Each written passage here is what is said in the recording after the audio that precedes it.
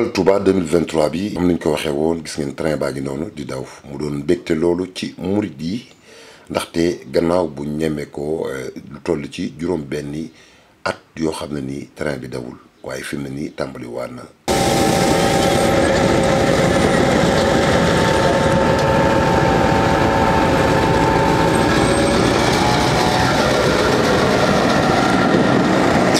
liggéey boobu yëpp nag bu amee xëy na dañuy fàtte koo xamante ne ni moo waral tey jii train bi jaar njaareem jëm ba Touba muy le premier xalif général des mourides di Serigne Mouhamadou Moustapha Mbacké buñ fàtte ne pour defar jumaay Touba gi moom moo jëloon matukaay yëpp pour train bi mën a àgg